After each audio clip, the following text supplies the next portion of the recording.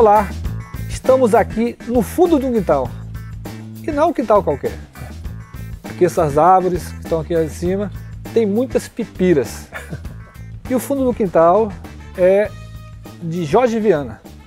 Tudo bom, Jorge? Prazer te receber aqui em casa, mais uma vez, aqui perto dessa seringueira, dessa engazeira que eu plantei aqui há uns 30 anos atrás com meu pai. E como você disse aqui passa umas pipiras e uns sanhaçu, né? Porque eu já te falei, mas não são essas que andam conversando contigo não. Jorge, hoje o Acre faz 60 anos de emancipação política. Você é um sessentão. O que é que você tem feito da sua vida ao longo desses 3 anos e meio sem mandato? Não, sigo trabalhando, dando aula no mestrado de Administração e Gestão Pública, cuidando da família, das coisas de casa e muito preocupado com tudo que está acontecendo, né? Eu acho que a gente está vivendo os 60 anos do Acre, né? E eu que tive a sorte, o privilégio, não só de ter um pai e mãe que eu amava, já se foram, mas também do papai nasci numa casa onde o dono da casa, junto com minha mãe, e ele especialmente, era apaixonado pela história do Acre. Então, é colecionador de livros, passei a vida inteira, desde pequenininho, ouvindo essa discussão sobre a autonomia do Acre, a Revolução Acreana, e lamento que a gente chegue aos 60 anos de autonomia administrativa sem ter muito a comemorar. Quando a gente relembra, voltando um pouco à nossa história, há cerca de 30 anos, você nasceu, surgiu para a política com o slogan de "O Acre tem jeito". Passado todo esse tempo, você teve 2 mandatos de governador, o PT, a Frente Popular, que você ajudou a construir, teve 20 anos no poder, e a situação que a gente vive hoje, você acha que o Acre ainda tem jeito? Eu acho que tem. Eu estou vendo, assim, desafios enormes para o mundo, né? Nós estamos enfrentando agora o problema de mudança climática. Sabe o que é isso? É ameaça a vida no planeta. Porque está incompatível. 7 bilhões de pessoas produzindo e consumindo de maneira insustentável e o planeta Terra está correndo risco, a ponto de termos aí vindo a mudança do clima, com mais frio nos lugares, mais calor no outro e muitas mortes em decorrência. Só esse ano aqui no Brasil foi uma tragédia. São Paulo, Minas, Rio de Janeiro, Bahia, Pernambuco, agora centenas de pessoas morreram já como consequência dos eventos climáticos extremados, né? E voltando aqui para o Acre, eu lamento muito que o Acre tenha andado para trás nesses últimos anos. Recentemente agora saiu uma pesquisa mostrando que a renda das famílias do Acre foi reduzida nos últimos 5 anos. Imagine, aquele que comia de um jeito está comendo muito pior agora. Aquele que podia viajar com sua família não pode viajar agora. Aquele que podia dar um sustento para os filhos, cuidar da sua família, não pode mais dar do jeito que dava há 5 anos atrás. Isso não é correto.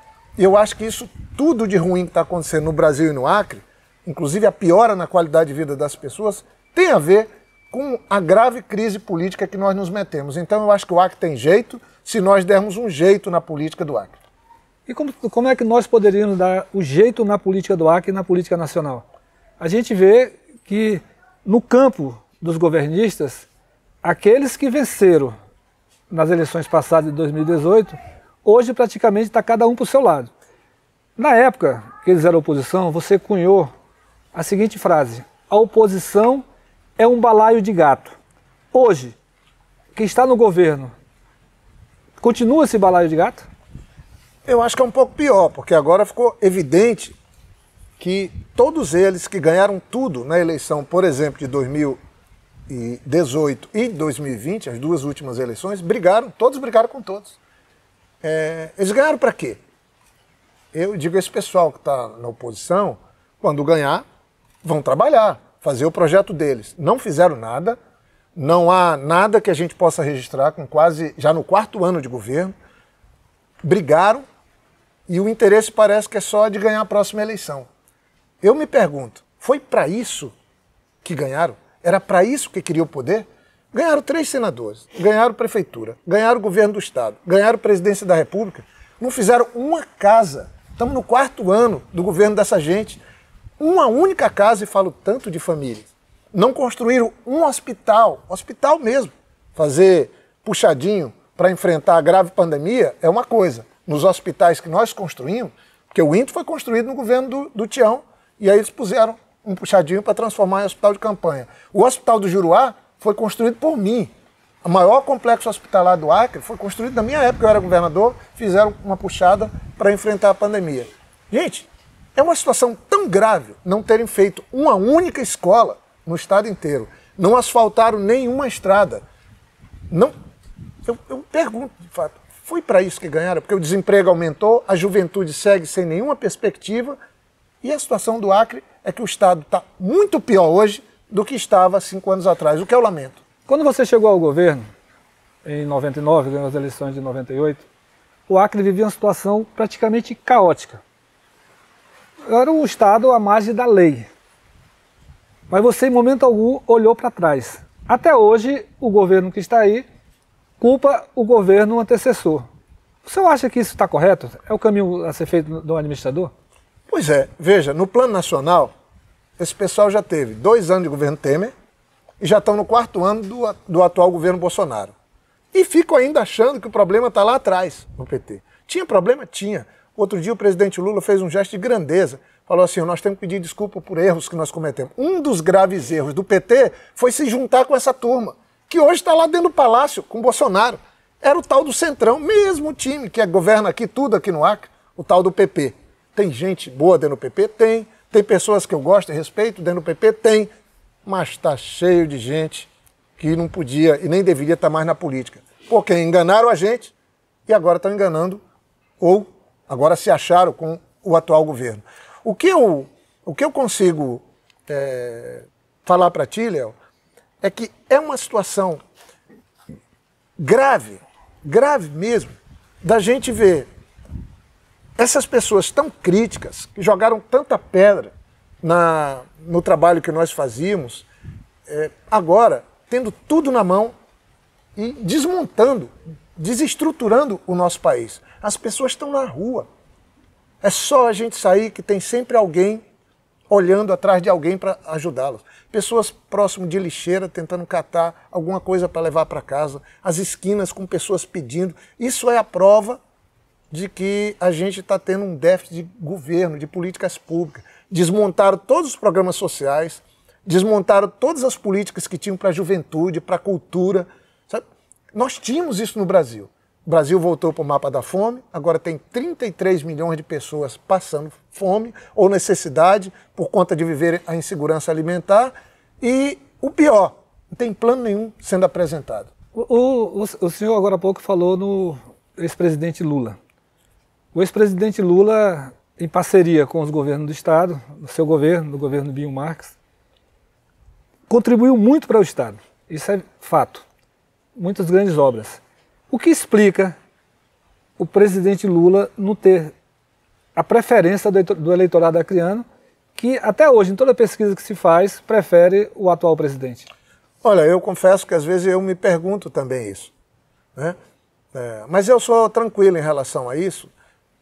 Em relação à eleição, por exemplo, em 2018, eu não fui eleito senador. Aí alguém diz, o Jorge não perde. Pois é. Mas eu também não fiquei com raiva de quem não votou em mim em 2018, porque eu digo, já votou em mim antes e pode votar em mim na próxima eleição. Nós já estamos chegando próximo da nova eleição em 2022. Eu acho que as pessoas também, em algum momento, elas têm um sentimento que não é legal, que é o da raiva, né? O governo atual agora, nacional, ele prega o ódio, a intolerância, o conflito. Isso é um desastre. Isso não faz nenhuma nação prosperar, nem ir para frente. Está escrito na própria Bíblia que um reino desunido não prospera. Isso vale para o governador, para o governo aqui do Acre, mas vale para o plano nacional. O período que a gente prosperou aqui no Acre, quando tinha união, a pessoa tinha autoestima elevada, todo mundo tinha orgulho de ser acreano. Quando eu peguei o governo do Acre, as pessoas estavam indo embora do Acre. Ainda agora você perguntava isso. Estava indo embora, o Acre vivia nas páginas policiais. Eu não fui olhar para trás, como você disse. Eu fui unir as pessoas, montar uma boa equipe, ter um bom plano, sabe? E executar aquilo. Com honestidade, nós mudamos a realidade do Acre, é só ver isso. Então, eu sinceramente acho que eu espero que o povo acreano faça justiça com o presidente Lula. Ele já foi inocentado pelos maiores tribunais do país. Já foi provado que era um esquema de pessoas do Ministério Público lá do Paraná com um juiz ladrão, com um juiz que se apropriou da toga para fazer o mal. Estou falando de Sérgio Moro. É evidente que é um juiz mais do que parcial, está aí sendo desmoralizado, mas era herói, era mito até outro dia. Então não é possível. O Lula foi o presidente, Fernando Henrique me ajudou, mas o Lula foi o presidente que mais fez pelo Acre. Não tem uma fazenda aqui no Acre que não tenha luz elétrica, dessas que estão mais de fácil acesso, tudo que é beira de estrada, foi tudo implantado energia com o governo do Lula e comigo naquela época também. Depois o Binho fez mais um pouco, o Tião também. O presidente Lula ajudou a gente a fazer as estradas no Acre, a fazer todas as pontes. Foi com ele que eu fui tratar. O presidente Lula nos ajudou a cuidar das famílias. Aí fico dizendo que o problema das famílias agora é em decorrência lá de trás. Quando, rapaz? Lá atrás a gente vivia uma situação de pleno emprego no Acre. Agora, nesses últimos 5, 6, 7 anos, em decorrência desse desastre que foi essa chegada de poder dessa turma que está aí, é que o povo está andando para trás. Na minha época teve prosperidade, o PIB do Acre cresceu de 1 bilhão, foi para quase 7 bilhões, o Binho entregou para o Tião com quase 9, o Tião entregou para o atual governador com quase 15 bilhões de PIB, Produto Interno Bruto, que é o que mede o quanto que circula de dinheiro no Estado. As mudanças foram extraordinárias. Agora o pessoal está indo embora do Acre, meu. E não é por opção. O pessoal está indo embora para João Pessoa, para Santa Catarina, por falta de opção. E ninguém fala nada. Parece que está tudo normal. Então, eu acho que se a gente tiver uma boa mudança na política, a gente pode ter uma boa mudança na vida das pessoas. É isso que me move a ter esperança de que as coisas vão voltar a dar certo no Acre. O agronegócio, você falou agora há pouco, todas as fazendas têm iluminação. O agronegócio faz parte, boa parte da turma do agronegócio faz parte da base do presidente Bolsonaro. Inclusive, estão ensaiando uma candidatura aqui no estado do Acre de fazendeiros. E esses fazendeiros têm feito reiteradas críticas àquele conceito de florestania. Como é que você vê essas críticas? Haja vista que, como você falou em entrevistas anteriores, foi você que levou essa turma para a questão do certificado do Acre. Em Paris. Em Paris. De livre de aftosa. De livre de aftosa por vacinação. E houve outras medidas. O que você acredita essas críticas que esse pessoal faz ao PT e ao presidente Lula? Não, primeiro, é verdade que as pessoas que trabalham, né, na pecuária, uma grande parte tem a preferência pelo Bolsonaro. Eu acho que eles ainda não caiu a ficha. Eu tenho muitos amigos pecuaristas, gosto de muitos dos pecuaristas, tive ótimas relações com eles, sempre me respeitaram. Tenho muitos amigos que trabalham hoje com o agronegócio e tenho uma boa convivência com eles. Até porque quem começou o programa de mecanização para a gente usar equipamentos para mecanizar terras aqui no Acre foi no meu governo. Fazendo a eletrificação rural na época com o Lula para poder dar mão para os fazendeiros. A mesma coisa a gente fez livrando o Acre de aftosa, pacificando. Praticamente não tinha invasão no Acre, porque a gente cuidava para que não tivesse invasão, tivesse respeito à propriedade. Então eu estou tranquilo para falar isso. E até porque eu acho que os que criticam é uma minoria. Criticam ou por maldade, ou porque são ingratos, essa minoria. Porque é só eles olharem e vão ver que o período de maior prosperidade, onde eles tinham mais tranquilidade, foi no período da florestania, quando eu era governador. Agora está dando dinheiro, é verdade, por causa de commodities. O que é commodities? Commodities são produtos que estão pendurados no dólar. Aí destruíram o valor da nossa moeda agora, né? O dólar vale muito em relação ao real, não é mais R$2 valendo $1, ou como foi na época do Lula, que o real era valorizado. Então está compensando exportar, está se ganhando um pouco mais quando se exporta, e levou esse pessoal aí para uma onda que eu acho que breve eles vão cair na real e vão de novo reconhecer quem trabalha. Eu tenho falado essa semana até, mas como é que faz para separar, Jorge, as coisas? Eu digo, é só olhar para fazer uma boa escolha política, olha quem já trabalhou, olha para quem trabalhou e que trabalho fez. Quando você olhar isso, aí o Lula vai ter muita vantagem e, sem falsa modéstia, nós também, porque cometemos erros sim, mas que a gente trabalhou pra caramba, a gente trabalhou, como diz dizia o querido amigo seu Lupécio, lá de perto de Assis Brasil, ele dizia, a diferença é grande. Vale a pena o país exportar tanto e ter 33 milhões de pessoas com fome? Pois é, mas isso é uma coisa maluca. Veja o que é que aconteceu no governo Lula. O Brasil reduziu o desmatamento em 80% naquele período. 80%. Eu estou falando, gente, de 2002 até quando a gente chegou em 2010, por aí, a redução do desmatamento foi 80%. O Brasil ganhou moral no mundo inteiro com isso. E a produção do agronegócio dobrou.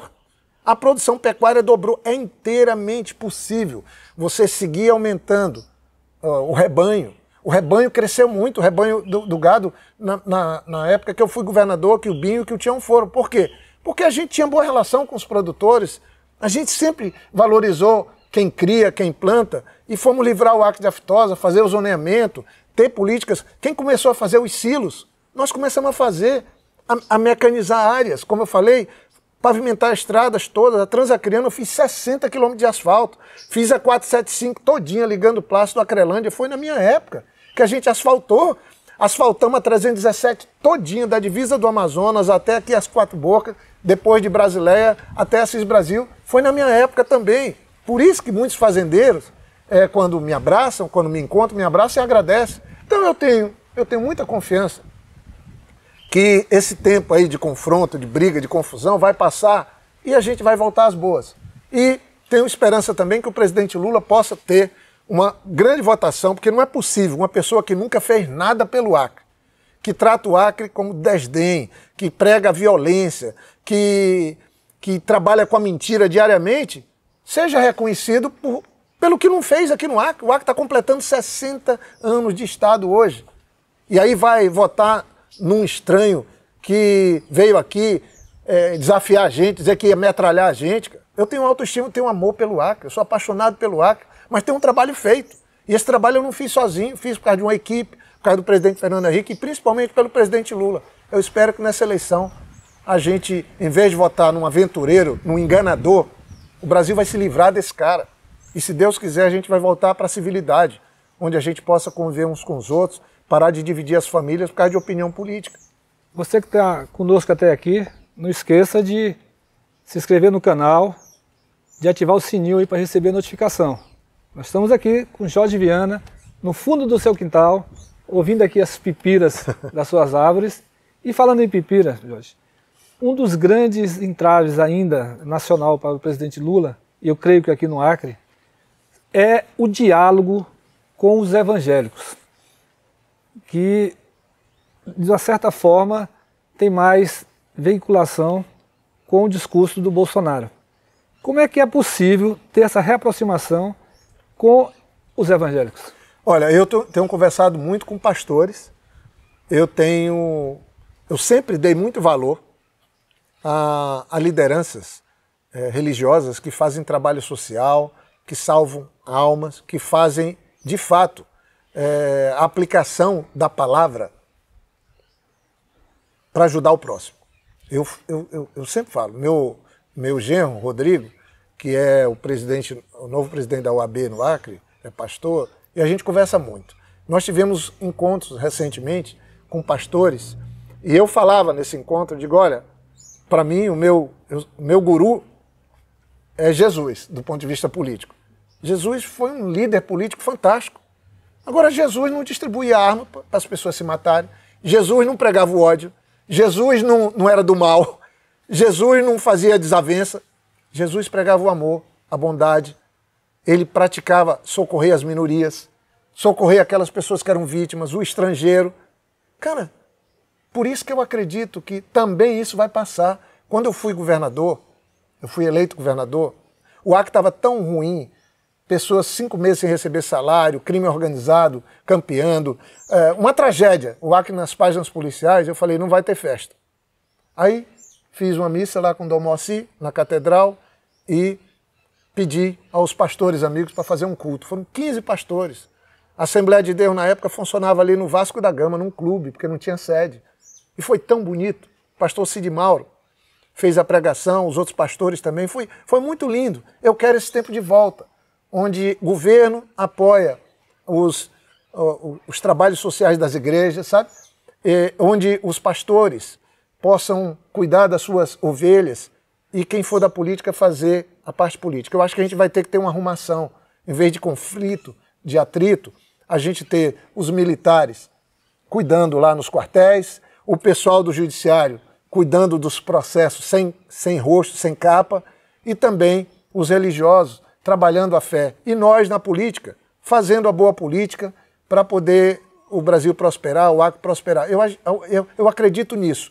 Na hora que a gente tirar os falsos, tem muita gente falsa nesses meios. Na hora que nós tirarmos esses falsos políticos, nós vamos ter o Brasil pacificado de novo. E eu acho que está chegando, porque se o presidente Lula ganhar, ele vai ajudar a pacificar a relação com os evangélicos. Te digo mais, foi no período dele que lá no Palácio do Planalto, no principal espaço de decisão política do país, foi assinada a lei que garantia a liberdade do culto. Quem que estava aplaudindo o Lula lá? Silas Malafaia, Magno Malta, todos os pastores mais importantes que agora fazem coro com esse desgoverno que a gente tem, estavam lá aplaudindo o presidente Lula. Foi no governo do presidente Lula que mais foi dado concessão de rádios para igrejas evangélicas. É com a verdade que eu acho que a gente vai conquistar os irmãos evangélicos para nos ajudar a pacificar o Brasil. O PT é acusado, e também o presidente Lula, de ter envolvimentos fortes com corrupção. E nacionalmente as coisas começam a se esclarecer. No Acre, nunca houve, nos seus 60 anos de existência como Estado, nunca houve uma operação tão forte como a da Operação Ptolomeu, que amanhã faz 6 meses que foi deflagrada. E até agora nada foi definido. Pela primeira vez na história, o palácio e a casa do governador e dos seus pais foi visitada, entre aspas, pela Polícia Federal. Como é que você vê uma situação dessa num estado como o nosso? Olha, eu vejo com muita preocupação. Ainda agora eu falava aqui na conversa contigo que eu achei muito injusto o que fizeram com o presidente Lula, com a família dele. Eu queria poder compartilhar com vocês a intimidade que eu tenho da família do presidente Lula, da história dele. Agora, teve corrupção quando o PT estava governando esse país? Teve gente lá que foram se apropriar do que não devia, principalmente os tais aliados. Se nós tivéssemos trabalhado com firmeza a reforma política, quem sabe o PT não tinha que pagar uma conta, que nem sempre é do PT. Por exemplo, os presidentes da Petrobras, que foram do PT, nenhum foi punido, nenhum foi denunciado. Quem foram alguns diretores que eram dos tais aliados que nós tínhamos. Mas vindo aqui para o Acre, eu acho muito grave o que aconteceu aqui, envolvendo inclusive a figura da mais alta autoridade do Estado, que eu estou me falando do governador. Não é fácil, porque o STJ, o Superior Tribunal de Justiça, uma ministra, agora são 11 ministros, por unanimidade, que referendaram a decisão da ministra, mais a Polícia Federal, que fizeram, como você disse, talvez uma ação que nós nunca tínhamos visto aqui, no Palácio, na residência. Eu não quero isso para ninguém, gente. Eu não quero isso para ninguém. Eu não condeno ninguém, eu não denuncio ninguém, porque eu não sou o órgão de denunciar ninguém, muito menos condeno.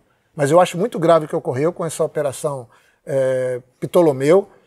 Tem que se esperar, no meu caso, eu acho que convém esperar a movimentação da justiça, mas é muito sério. Eu acho que o governador deveria ter se explicado, deveria ter dito por que os carros deles foram recolhidos, os carros importados, e até hoje não foram devolvidos. Porque tem que traduzir, não adianta só dizer que é inocente, dizendo o carro era meu, foi comprado assim, essa... Dá para mostrar os boletos. Segundo ele, foi a inflação. Dá para mostrar os boletos. Eu acho que é muito grave. A própria família, os pais do governador estão nisso. Eu acho que coisas que a gente deveria separar. Mas também não faço pré-julgamento de ninguém. Só acho que com a última decisão do STJ, a situação ficou muito mais grave.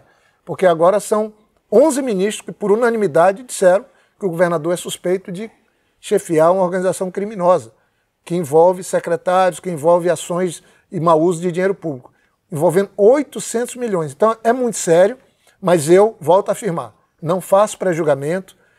Eu hoje, graças a Deus, não me defendo nenhum processo, sou ficha limpa, depois de ter sido senador, prefeito, governador, mas não é porque alguém tem um processo que já deve ser condenado. Mas eu acho que está passando a hora do governador vir a público e abrir o jogo, explicar se os carros foram comprados com dinheiro, com boleto, se o que levaram, se a casa está sendo feita de um jeito, se o apartamento é comprado. Vem falar. As pessoas vão entender ou não, até que tenha uma decisão final da justiça. Mas a história popular diz, quem cala consente. E eu acho que o pior para o governador é ficar calado nessa hora. Jorge, você conduziu o Estado e a Prefeitura durante 4 anos, o Estado 8 anos. E você, aqui no Acre, você inaugurou uma forma diferente de fazer política com vários partidos. Uma aliança que se consagrou como Frente Popular durante 20 anos. O atual governo formou uma aliança lá atrás para derrotar o PT. Só que essa aliança não se manteve nem durante 2 anos, enquanto a Frente Popular durou 20 anos. Qual é a diferença de uma aliança que foi feita, que durou 20 anos, para uma junção, uma aliança que não durou 2 anos? Hoje está cada um para o seu lado. Pois é, ainda agora você falava sobre isso. Eu acho que esse pessoal, de novo aquela pergunta, ganharam para quê? Eles não ganharam para governar e para corrigir os nossos erros e para fazer mais que a gente. Eles ganharam, eles estavam atrás do poder e eles só pensam na próxima eleição. Porque veja, o vice-governador Rocha, que acabou de ser eleito junto com o governador, não completou os 4 anos, estão no 4º ano agora, é quem mais denuncia o governo de corrupção. Briga mortal. A deputada federal mais votada, do lado do governador, brigou também com ele. O senador Petecão, que foi um grande eleitor do governador, ajudou a eleger o governador, agora concorre com o governador, é candidato e, às vezes não, eu estou vendo aí sempre atacado pela turma do lado do governador e também ataca o time liderado pelo governador.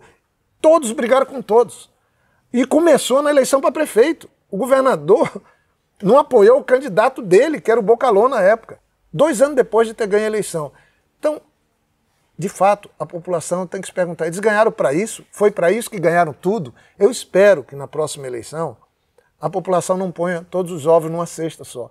Porque esse senador também, que foi eleito às custas do Gladys e do Petecão, o Márcio, também agora resolveu ser dono da bola e é uma confusão danada, chantagem para lá, chantagem para cá, história de orçamento secreto. Eu só sei é que, em consequência desse desastre político que o Acre está vivendo, o povo está vendo um desastre de vida no Acre, com as pessoas indo embora do Acre, querendo pegar o primeiro avião, pegar o primeiro ônibus para ir para João Pessoa, outros para ir para Florianópolis. Eu fico, às vezes, com vergonha disso. Eu quero o Acre dando certo, eu quero o Acre prosperando, eu quero as pessoas tendo orgulho de ser acriano, eu quero as pessoas dizendo, não, eu vou para o Nordeste, mas é a passeio, porque eu gosto mesmo é do Acre. Pô, cara, realmente eu fico triste e acho que a conta vai chegar para esse pessoal. E a conta pode começar a chegar no dia 4 de outubro, porque isso não vai ficar barato. O desastre que eles fizeram no Brasil e no Acre vai ter um preço para eles. Há assuntos, Jorge, que estão em voga. Um desses assuntos é a morte de crianças por falta de atendimento adequado nas unidades de saúde do Acre. Eu sou pai, eu sinto muito e acompanho essa situação. Você, como pai, como avô, como um político que ajudou a tirar o pronto-socorro da época, onde os ratos comiam pés das pessoas, dos pacientes, como é que você vê essa questão da saúde pública no nosso estado hoje? Onde está faltando até dipirona nas unidades. É uma tragédia. O que aconteceu agora, nesses últimos 2 meses, com 9 crianças morrendo, por falta de atendimento no pronto-socorro, no hospital infantil, é crime. Uma tragédia. Eu vi a dona Joelma, uma mãe desesperada, já sem ter o que fazer, porque perdeu o filho, ela e o esposo, denunciando, cobrando as autoridades, inclusive o Ministério Público, para que outras crianças não morram. Eu vi uma moça, diretora do pronto-socorro, a Dora Vitorino, uma diretora falando, pelo amor de Deus, socorram. Ela falando, ó, tem 15 dias que teve a reunião, está faltando oxigênio, as crianças vão morrer. E quem estava transportando criança no SAMU não queria ficar com a criança, queria deixar no pronto-socorro, e a diretora do pronto-socorro não deixa no pronto-socorro porque vai morrer aqui, eu não quero que morra aqui. Gente, isso acontecendo. Por isso que eu pedi ao Ministério Público do Estado, os promotores, procuradores, pelo amor de Deus, façam algo. Quando a gente estava governando, inventaram uma história de saúde de primeiro mundo, e depois um dos autores dessa frase, inventaram contra o governador Tião Viana, contra nós, falou que tinha sido uma mentira. Porque nós nunca falamos isso, ninguém. Mas a gente sempre trabalhou pela saúde. Quem foi que trouxe o curso de medicina para cá, para a gente poder ter médicos sendo formados aqui na universidade? Fomos nós, eu, governador, com a ajuda do senador Tião Viana naquela época. Foi uma batalha para a gente trazer isso. Eu que fiz o hospital infantil. Quando eu assumi o governo, o hospital infantil estava condenado pelos bombeiros porque tinha pegado fogo. E o presidente Lula veio inaugurar, né? Inaugurei com o presidente Lula. Vim inaugurar o hospital infantil, ganhamos prêmios. A maternidade nós refizemos, onde eu nasci, ganhou prêmios. Agora tinha uma mãe dando luz na calçada, lá no meio da rua. Uma outra criança nascendo no chão dentro da maternidade. A maternidade que ganhou prêmio vira isso. Não é possível. O INTO foi o governador Tião Viana que trabalhou, nós temos um programa para fazer isso. O pronto-socorro, quem implantou as UTI fui eu, meu pai. Antes de você assumir o governo, Jorge, tinha UTI no Acre? Não, não tinha nem transfusão de sangue, era braço para braço. Não tinha hemocentro, não tinha hemodiálise, tinham 60 famílias que viviam longe do Acre porque tinham que fazer hemodiálise. Elas voltaram para cá quando a gente botou a hemodiálise aqui, foi uma coisa linda. Famílias emocionadas, falando, governador, obrigado por ter criado o hemocentro aqui no Acre, né, para hemodiálise. Quando eu fui fazer as UTIs do pronto-socorro, sabe aquelas UTIs? Eu nunca imaginei que um dia meu pai ia ter os últimos dias lá naquela UTI. E eu fiquei numa cadeira 5 dias lá com meu pai até ele falecer, porque o melhor lugar para você levar um paciente, uma pessoa grave, nós deixamos assim, era no serviço público de saúde. Agora está todo mundo dependendo de um plano de saúde, de uma Unimed, de uma prontoclínica novamente. A prontoclínica na minha época até fechou, não quero fechar nada não. Por quê? Porque todo mundo ia para o pronto-socorro, todo mundo procurava o hospital de base, procurava a fundação hospitalar que funcionava. Agora a gente vê as crianças morrendo e o médico dizendo no SAMU que não tem por onde levar uma criança que vai morrer.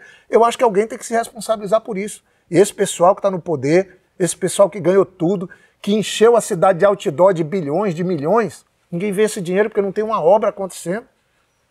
A educação, eles não fizeram uma escola. A saúde... Falando da educação, Jorge, você junto com o ex-governador Binho, tirou a educação da última colocação para colocar entre as primeiras. A educação desse governo foi alvo de várias acusações de corrupção. Como é que você vê essa mudança tão drástica de um governo para outro, de um jeito de governar para outro? Pois é, acusavam a gente de tanta coisa ruim, não provaram. E olha, eu digo assim, ó, quando um governo trabalha honestamente, o serviço aparece. Quando é um governo desonesto e corrupto, não tem obra, não tem serviço. Nós estamos vivendo esse tempo. Eu não estou aqui fazendo acusação direta, não. Só estou dizendo que é só observar isso. Porque ter denúncia de corrupção na compra de livro, ter denúncia de corrupção na compra de merenda, gente. Merenda! Merenda! A criança precisa de uma merenda de qualidade. O pessoal corrompendo isso. Quando nós fizemos o trabalho, a mudança na educação, começa que tinha equipe. O meu secretário de Educação na prefeitura foi o BIM. Depois a gente trabalhou um plano 2 anos, saímos, a gente não era profissional, nunca quisemos ser profissional da política. Depois o BIM foi secretário de Educação 8 anos. Levamos a universidade para os 22 municípios.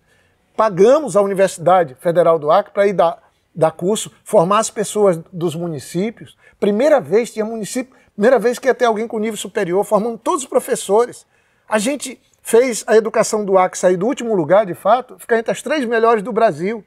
Agora, a educação vira um caso de polícia. Então, eu não consigo ver essa coisa da violência mesmo também. Agora a gente tem as facções. Antes o pessoal dizia o seguinte, não, eu vou morar numa colônia porque na colônia é tranquilo, é na paz. Agora, não tem paz nem na colônia. A situação de violência chegou nos ramais, chegou nas colônias, mas eu tenho fé em Deus que a gente vai voltar a ter tempo de paz. Sabe por quê? Porque na época que eu fui governador, eu botei barreiras.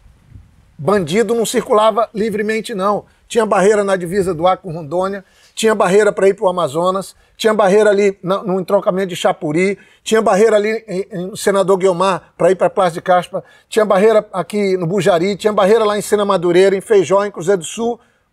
Construímos presídio, nós fomos linha dura. E o Acre deixou de ter roubo de carro. Agora é um monte de gente sendo sequestrada, aí, enquanto o cara leva o carro, porque não tem uma barreira dessa funcionando. Jorge, quando você assumiu o governo também, vamos recapitular que é bom relembrar. Já que nós começamos a entrevista falando do Acre sessentão. Não tinha energia em 8 municípios. Em alguns municípios também, os jovens repetiam o ensino fundamental porque não tinha ensino médio. Como é que foi possível fazer toda essa revolução? Foi só o governo ou precisou do apoio do governo federal? Não, veja, quando você tem um bom plano, você tem uma boa equipe, e se teu propósito é trabalhar pelo bem comum, dá certo, Léo. Dá certo. Foi isso que nós fizemos. Tinha município que não tinha água encanada. Jordão, a água saía direto do rio, que é uma água barrenta, e circulava nas torneiras. E lá tinha um negócio de uma bomba que chama Javém, que nunca chegava aquela bomba, nós botamos água tratada, água encanada, nos 22 municípios. Energia elétrica, tinha 8 que não tinham 24 horas, nós botamos energia elétrica em todos eles, e botamos o 2º grau em todos eles, e levamos a universidade, a UFAC, para ter curso, inclusive em 14 deles de economia, gente. Eu afirmo a você, se o governo trabalha honestamente, tem uma boa equipe, tem bons propósitos, tem um bom plano, você vê o serviço e as mudanças acontecem para melhor. Se o governo é de profissionais da política, mas na minha época, eu não tinha esse negócio de secretário virar candidato, não. Eu não tinha esse negócio da secretaria para político, não. Nós tínhamos uma equipe que era política, de secretário, que trabalhava para os políticos, trabalhava para os partidos. Mas eu nunca fiz loteamento e eu sou contra esse tipo de coisa. Porque partido é partido, governo é governo. Se eu tiver um mandato agora de senador, como está sendo colocado, eu vou trabalhar com todo mundo.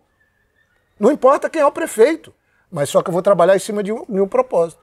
Eu não posso agora, estamos aqui em Rio Branco, o prefeito de Rio Branco parece que fica lambuzando a cidade todinha, trocando parada de ônibus que é amarela por cor partidária dele, e agora estão me falando que é uma ameaça gravíssima. Se for, eu vou entrar com ação civil pública, como eu estou entrando na coisa do parque, que querem desfazer, acabar com a ciclovia da Via Chico Mendes.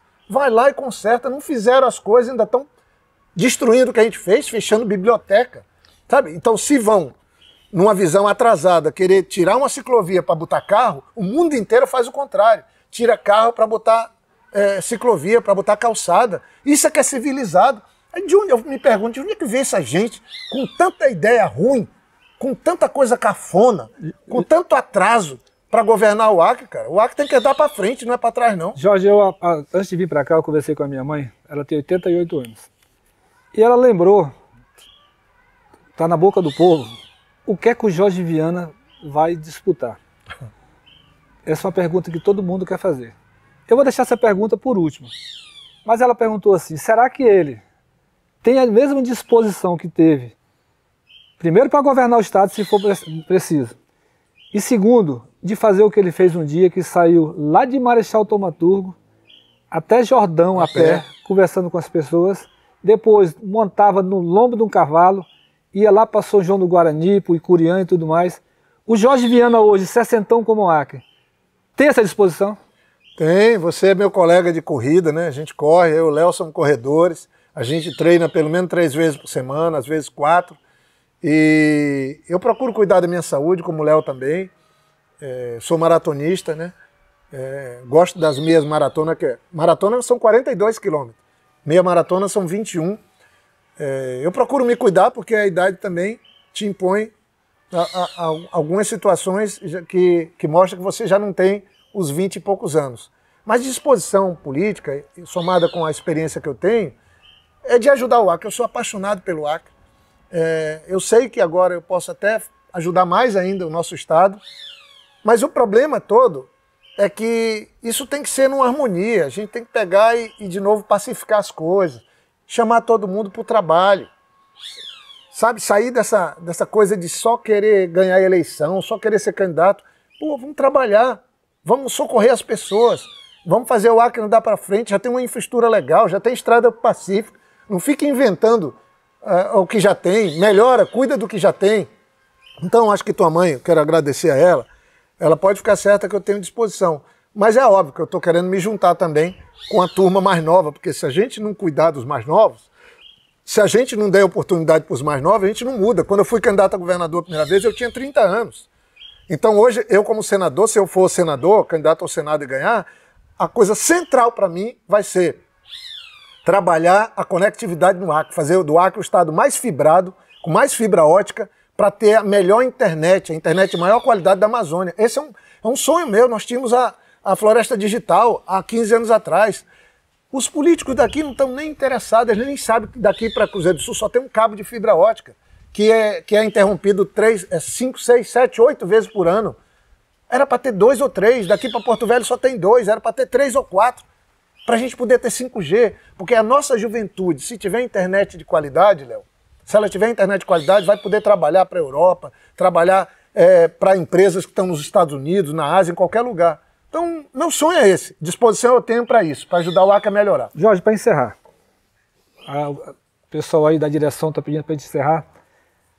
O que é que o Acre ganha? Com Jorge Viana senador ou com Jorge Viana governador? Dependendo do que vai ser escolhido. Pois é. Nesse momento, o Partido dos Trabalhadores fez um congresso, me indicou para o Senado, e é nesse caminho que a gente está começando essa jornada, que eu espero. Meu aniversário é dia 20 de setembro, tomara que o presente, né, dessa vez venha. Mas ninguém faz nada sozinho. E como você disse ainda agora, eu sempre fui um aliancista, então nós temos a federação que a gente está cuidando. Estou trabalhando ainda na chapa de deputados federais e estaduais da nossa federação, isso não é fácil. Mas nós também abrimos o diálogo. A decisão do PT foi de abrir um diálogo com o PSB. O Lula fez uma coisa extraordinária, que foi convidar o ex-governador Alckmin. Quem acha que o Lula é radical, ele convidou o Alckmin, do PSDB, foi 4 vezes governador de São Paulo, um cara do diálogo com o agronegócio, com os conservadores, porque o Lula quer pacificar o país. E nós estamos aqui no Acre fazendo uma coisa parecida, né? Agora o PT está conversando com o PSB, né? Eu tenho conversado com o Genilson botou o nome dele para o governo, a gente está discutindo um jeito de ver se é possível, porque o Genilson mesmo falou assim, não, se o Jorge for para o governo, eu ponho meu nome para ser discutido para o Senado. Se o Jorge for para o Senado, eu ponho meu nome para ser discutido, deputado Genilson, para o governo. Então, nós estamos numa fase de construir isso. Não tem nada certo ainda, mas tem uma perspectiva boa de trabalharmos juntos a partir dessas conversas que estão tendo. Foi traumático para o PT, o final na prefeitura, nós fomos agredidos pela pessoa que a gente confiou, mas isso é coisa passada, deixa para trás. Mas tem que conversar para poder ter todos os petistas unidos. Eu acredito que agora o Genilson, o PSB, vão na conversa com o PT falar o que é que eles esperam do PT, o que é que oferecem para o PT, porque não é fácil, Léo. Eu te falo uma coisa aqui que pouca gente sabe, ou pensa, né, reflete sobre isso. Desde que começou a redemocratização do Brasil, o PT sempre teve um candidato a governador aqui no Acre. Em 82 foi o Nilson Mourão, em 86 foi o Hélio Pimenta, em 90 fui eu, depois em 94 foi o Tião, depois fui eu 2 vezes eleito governador, Binho, Tião, e nós tivemos o Marcos Alexandre. Então, para o Partido dos Trabalhadores, não é fácil abrir mão de não apresentar um nome. Não porque é melhor do que os outros, por causa da nossa história. E a gente não apresentar um nome para o governo, tem que estar todo mundo unido, entendendo. Por isso que tem que ter muita conversa interna, a gente já fez muita, nós não temos que ter pressa, nós temos que ser objetivo, nós fazer a coisa no tempo certo. E eu só quero ajudar nesse propósito. Eu não tenho, ninguém se elege senador, ninguém se elege governador, a gente é eleito. E eu acho que se nós tivermos esse sonho, esse desejo nosso de ver o Acre prosperando, o Brasil dando certo de novo colocado, quem sabe a gente não é merecedor dessa vitória. Eu tô com fé em Deus que depois do dia 2 a gente vai comemorar, se Deus quiser. Jorge, obrigado aqui por nos receber aqui no fundo do seu quintal. Uma conversa bem intimista, né? Porque só abre as portas para aquelas pessoas que você gosta e confia. Foi muito bom conversar com você. Você que nos assistiu, não deixe de ativar o sininho, de se inscrever no canal e até a próxima. É com você, Jorge. Eu que te agradeço, né? Obrigado. Estamos aqui no fundo do quintal. Essa casa aqui é meu canto há mais de 30 anos, né? Comprei esse terreno em 86. E aqui é meu retiro. As plantas, na pandemia agora, a gente plantou aqui mais de 1.200 plantas nesse período. Tem da seringueira, a engazeira, os ipês, e é meu cantinho. E essa conversa a gente fez aqui no fundo do quintal, nesse ambiente aqui, que sempre está cheio de pipiras e sanhaçus. E espero que vocês sigam aí acompanhando o Léo, porque ele tem sido um resistente aqui na imprensa acreana, na busca de defender os interesses do cidadão. Então, muito obrigado aí pela companhia, gente. Um abraço. E o Acre tem jeito, hein?